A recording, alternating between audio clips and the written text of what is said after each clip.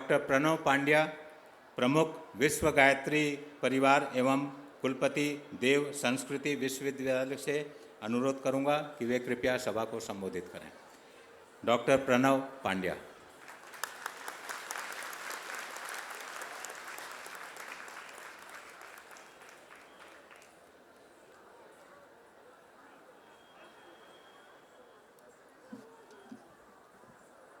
बोलिए भारत माता की। या दोनों हाथ उठा के ऐसे बोलिए, बोलिए भारत माता की। सब एक साथ बोलिए भारत माता की। स्वामी विवेकानंद की, बंग भूमि की। मंच पर विराजमान सभी मान्यवर, यहाँ उपस्थित सभी हमारे इस बंग वन बंधु परिषद के और अन्य प्रकल्पों से जुड़े हुए सभी हमारे आए हुए भाइयों बहनों, देवी स्वरूपा बहनों, देवतुल्य भाइयों, शक्ति स्वरूपा माताओं, भाइयों बहनों, स्वामी विवेकानंद अगर न आते तो इस देश का क्या होता। ये देश गुलाम होता, अंग्रेज़ों का गुलाम होता, अंग्रेज़ों के तलवे चाट रहा होता और यहाँ वास्तव में बहुत ऐसी स्थिति होती जैसे कि आप कलकत्ता में कल्पना कर सकते हैं। स्वामी विवेकानंद ने उस समय जन्म लिया जिस समय कि इस भूमि में अंग्रेज़ों का राज्य चरम सीमा पर था और अंग्रेज़ों के इस राज्य में सारा का सारा भारत, कोई राय बहादुर बनने की सोच रहा था, कोई क्या बनने की सोच रहा था, सब के सब लालच में आकर दुनिया भर की जो उनके छलावे थे उसमें उलझ करके और अपनी इज्जत को गंवा करके, अपने स्वाभिमान को गंवा करके जी रहे थे। ऐसे में स्वामी विवेकानंद का आना, अपने गुरु से मिलना और अपने गुरु ठाकुर रामकृष्ण देव के साथ मिलकर के, उनके साथ मिलकर के पूरे नए भारत की रचना का संकल्प लेना तो अब साकार होता दिखाई दे रहा है। ऐसा लग रहा है उनके जन्म के 150 साल बाद एक नए भारत का जन्म होने जा रहा है, एक नया भारत खड़ा होने जा रहा है और ये नया भारत आप लोगों के माध्यम से खड़ा हो, नया प्रकल्प बनने जा रहा है। और इस नए प्रकल्प के माध्यम से हम ये प्रार्थना कर सकते हैं हमारे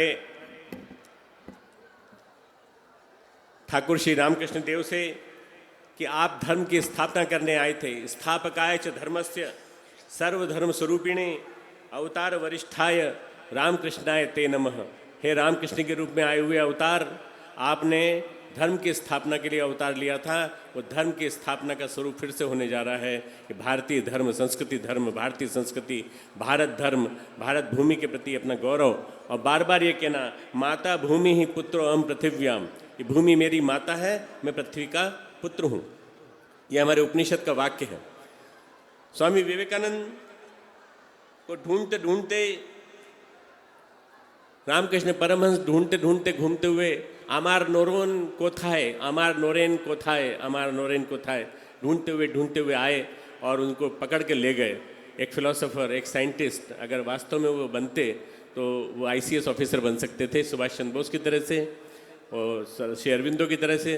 और जैसे श्री अरविंदो नहीं बने और सुभाष चंद्र बोस नहीं बने, ऐसे ही स्वामी विवेकानंद भी नहीं बने, क्योंकि उनका जन्म ही किसी विशेष उद्देश्य के लिए हुआ था। तो हम लोग बहुत सौभाग्यशाली हैं मित्रों कि हमारे देश में महामानव जन्म लेते हैं, हमारे देश में अवतार जन्म लेते हैं। अगर कोई मुझसे पूछे कि क्या आप जन्म लेना चाहेंगे अमेरिका में, क्योंकि अमेरिका में रईस लोग रहते हैं, क्या आप जापान में जन्म लेना चाहेंगे, क्या आप किसी और देश में जन्म लेना चाहेंगे, तो मैं मित्रों 1000 बार हाथ उठाकर कहूँगा, नहीं, मैं जितनी बार जन्म लूँगा मैं भारत में जन्म लूँगा, क्योंकि भारत में अवतार जन्म लेते हैं, भारत में महामानव जन्म लेते हैं। इसलिए इस भूमि को विशेष कहा गया है, माता भूमि ही पुत्रो अहम पृथिव्याम। मित्रों, विवेकानंद एक ऐसे व्यक्ति थे, ऐसे महापुरुष थे जिनको ये कहा जाए कि जो श्री कृष्ण अर्जुन की जोड़ी के रूप में श्री कृष्ण रूपी रामकृष्ण परमहंस के साथ आए थे। उन्होंने वो सारे काम किए और उन्होंने जो नहीं करना था वो नहीं किया। उन्होंने कहा मुझे नहीं करना, वेदाध्ययन का अधिकार सभी को है। उन्होंने कहा सब कर सकते हैं वेद का अध्ययन। ये मेरे सामने बैठी हैं बच्चियाँ, ये कथा पढ़ाती हैं, कथा सुनाती हैं और ये सब के सब हमारे उस वर्ग की हैं जिसको वनवासी वर्ग, गिरिवासी, आदिवासी वर्ग कहा जाता है। वहाँ से बच्चियाँ और बच्चे आए हैं, ये पढ़ाते हैं, कथा सुनाते हैं और घर घर जाके जन जन के बीच में संस्कार देते हैं। मित्रों, ये भारतवर्ष है, आने वाले समय का भारतवर्ष। उन्होंने कहा धर्म अधर्म से पूर्व गरीबी की समस्या दूर करो, धर्म अधर्म की चर्चा करते हो उसके पहले गरीबी की समस्या दूर करो, पेट की समस्या दूर करो। धर्मांतरण के बिना कोई भी धर्म का व्यक्ति वेदांती हो सकता है, कोई ज़रूरी नहीं है। कोई क्रिश्चियन भी वेदांती हो सकता है, कोई मुस्लिम भी वेदांती हो सकता है, कोई ज़रूरी नहीं कि उसको हिंदू बनाना पड़े। Vedanta is Vedanta going to be the future religion नाम की एक छोटी सी किताब है उनकी, बहुत सुंदर किताब है।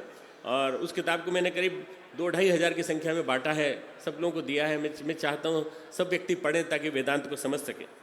पहले के देवी देवता पुराने हो गए, स्वामी विवेकानंद कहते हैं पहले के देवी देवता पुराने हो गए, अब नए गढ़ने होंगे, नया हिंदुस्तान, नया वेद, नया धर्म। उनकी आवाज़ आज 120 साल बाद हम फिर दोहरा रहे हैं आपके सामने कि मित्रों नया हिंदुस्तान बनाना होगा।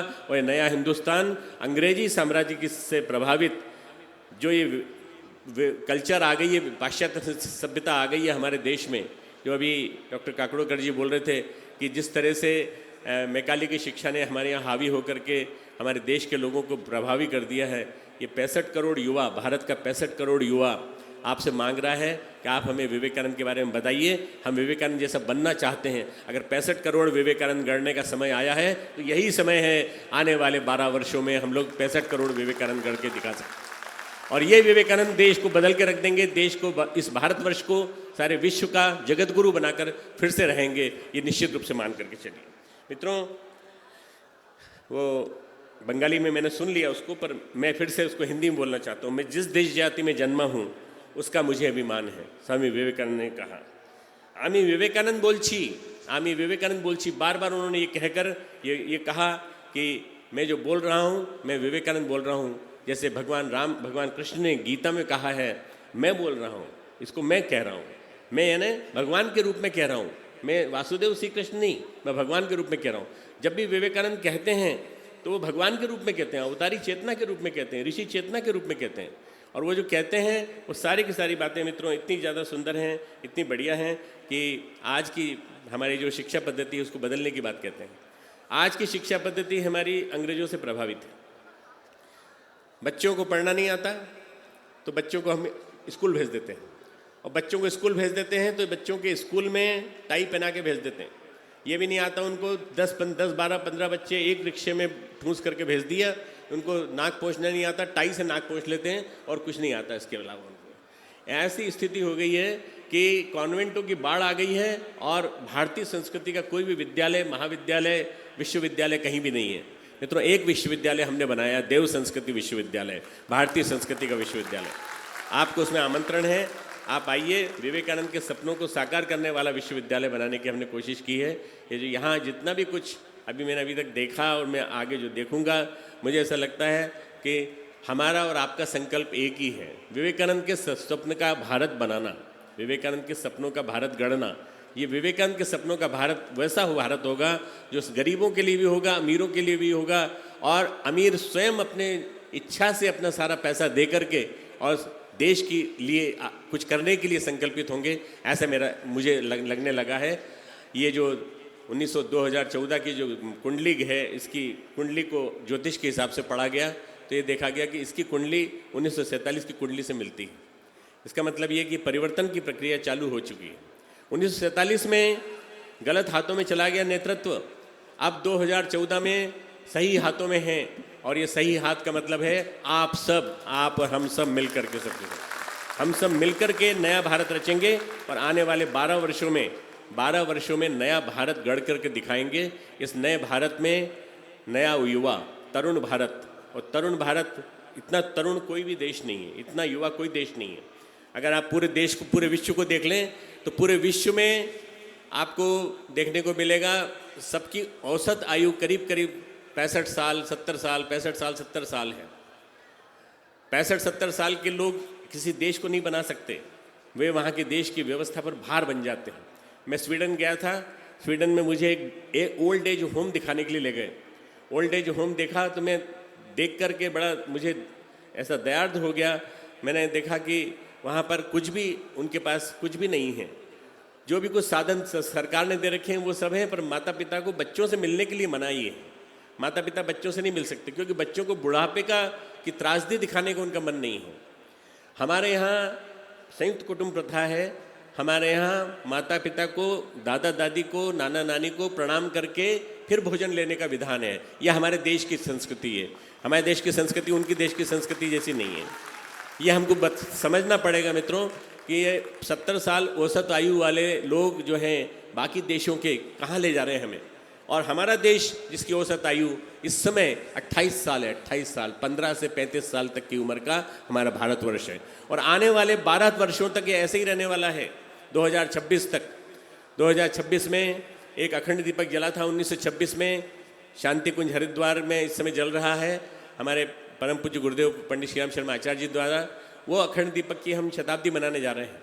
तो 2026 तक के लिए आपको आमंत्रण देता हूं कि 12 साल के लिए एकजुट हो जाइए।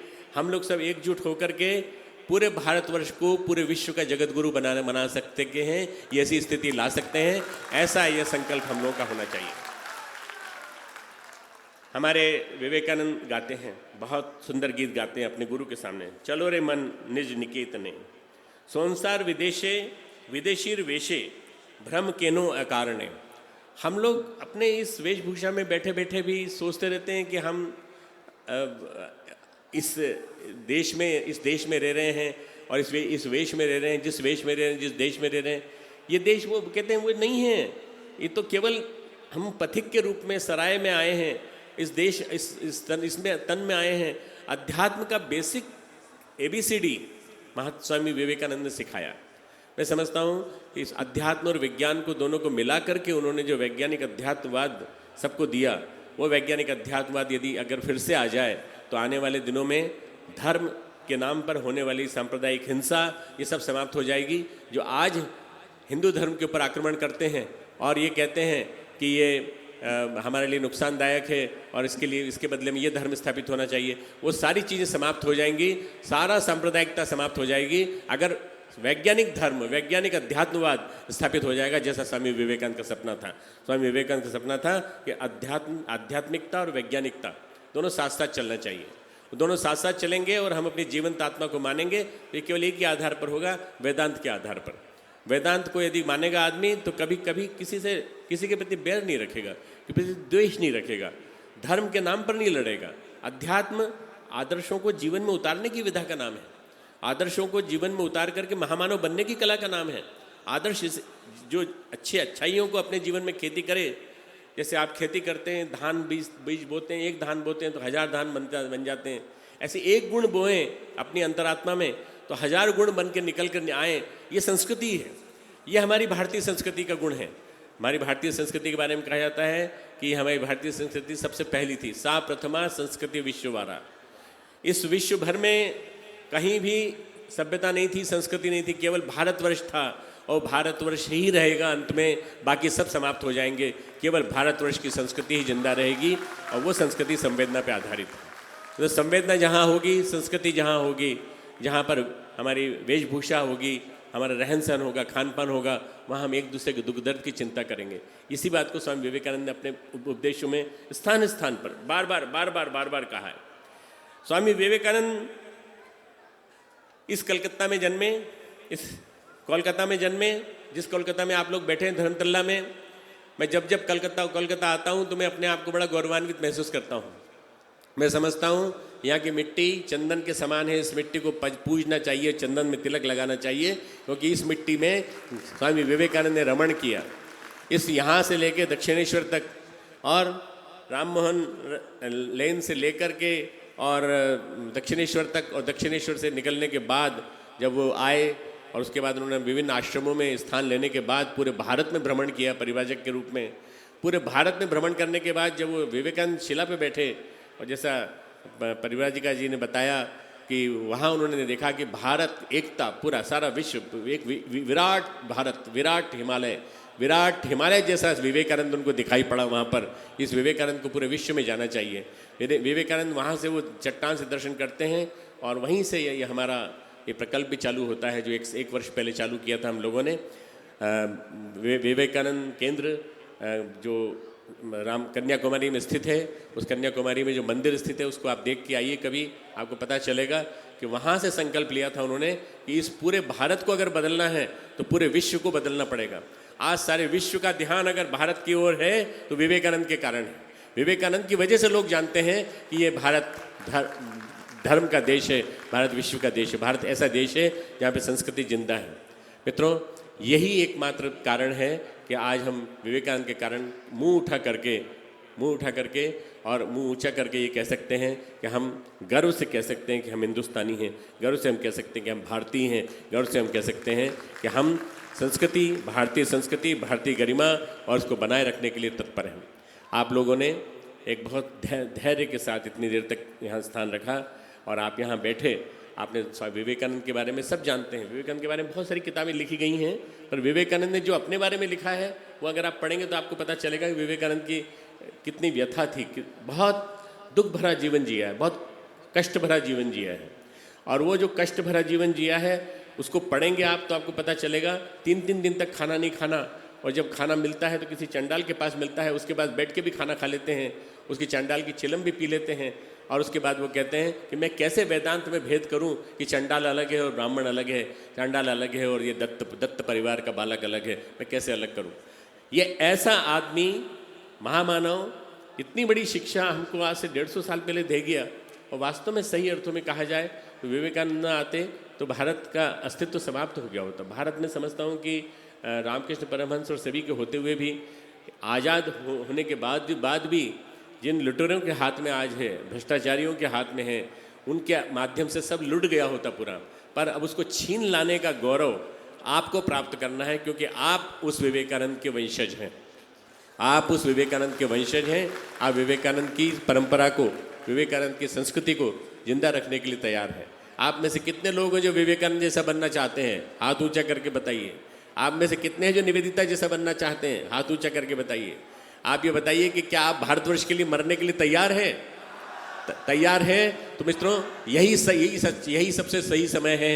2014 का ये समापन समारोह 5 जनवरी 12 जनवरी को उनके विवेकानंद की जयंती आएगी। पूरे विश्व में एक साथ लगभग 1 लाख स्थानों पर कार्यक्रम हो रहे होंगे। मेरे संस्थान में, मैं गायत्री परिवार में स्थान स्थान पर कार्यक्रम होंगे, और इसी तरह से पूरे भारतवर्ष में विवेकानंद केंद्र जहाँ जहाँ हैं वहाँ कार्यक्रम होंगे। और हम लोग अपने विवेकानंद को, जो आज हमने मिट्टी की शपथ ली है यहाँ की, इस मिट्टी की शपथ लेकर के हम कहते हैं कि हम निश्चित रूप से विवेकानंद के आदर्शों पर जिएंगे और जी करके दिखाएंगे। विशेष रूप से युवा भारत, 65 करोड़ युवाओं का भारत आने वाले दिनों में सब कुछ आपको दिलाने वाला है। आप सारा विश्व को एक नया भारत देने वाला है। ये नया भारत सारे विश्व का नेतृत्व करेगा। ओम शांति शांति शांति। অগণিত ভারতবাসীর হৃদয় সম্রাট পূজনীয় ডক্টর প্রণব প্রান্ডাল তার ভাষণে বললেন যে স্বামীজি যদি না আসতেন তাহলে হয়তো আজও আমরা ইংরেজের দাসত্ব করতাম। তিনি বললেন 150 বছর পরে এই স্বামী বিবেকানন্দের সার্ধশতী সমারোহের এই আয়োজন দেখে আমার যেন মনে হচ্ছে যে নতুন করে ভারত গড়ার আবার দিন এসছে। ঠাকুর রামকৃষ্ণ আমার নরেন বলে যে ছেলেটাকে খুঁজে নিয়ে এসেছিলেন, সে ICS হতে পারত, সে বিজ্ঞানী হতে পারত, কিন্তু সে হয়েছিল নতুন ভারত তৈরি করার কারিগর। বনবন্ধু পরিষদ স্বামীজির সেই আদর্শকেই সামনে নিয়ে বনে গিয়ে যাদের কেউ নেই তাদের কাছে তাদের সব রকম সুবিধা পৌঁছে দেওয়ার কাজ করছে। এদেরকে যদি পিছিয়ে রাখি তাহলে ভারতবর্ষের উন্নতি কখনোই সম্ভব হবে না। স্বামীজি যে বেদান্তের কথা বলেছেন সেটা কোনো ধর্ম মতের নয়। এই বেদান্তের প্র্যাকটিস যে কোনো ধর্মের মানুষ